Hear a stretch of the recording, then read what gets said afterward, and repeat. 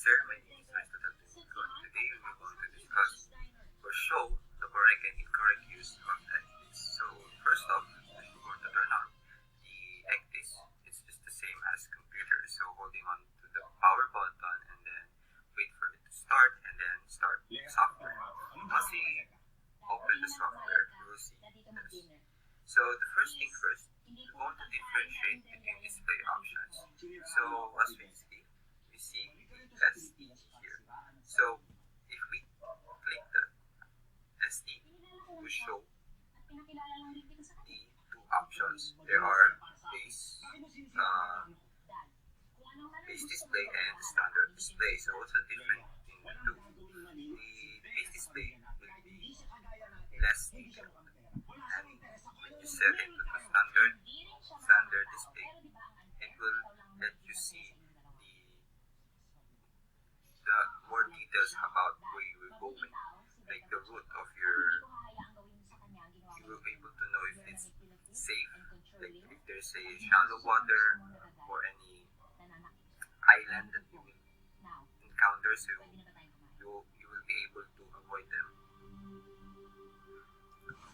And if we're going to go to our destination, we're going to click to this icon, and if we click that icon, it will appear a little box or a window that has different areas. So once we click our chosen areas, we will be directly go into that area, and it will make us plan our route. Now, the sample of what I'm talking about is this red line here, that red line. So that is a sample of route, and there's two different colors here. If it's color green, if our plan, if it's our route is color green, this waypoint, this line is color green, it means that we are safe going to that area or that destination. But if it's red, it means that there is something wrong to your way. So it means there's like a shallow water, or there's a little ships that anchored, and we can even go to that line. So if we're going to reroute our way, we have to right click to those waypoints, right click, and then we were able to reroute our way. So if we're going to look closer to our scale, for example this point, if we want to get a closer look, we can press these two icons in the upper left corner.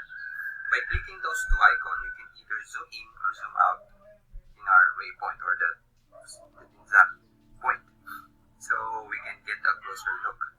And then other thing is, if we lost our ship and like this, we can easily find it by just clicking, right clicking, and then find position or locate the position of the ship.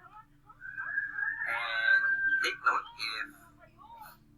if we're going to reroute or check our waypoint, we have to always update the ECDIS or the areas.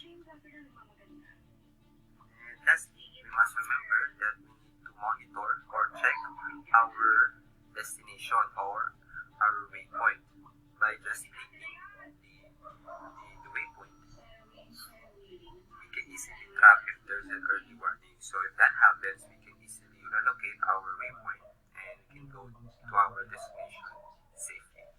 And I think that's all for today. Thank you, sir.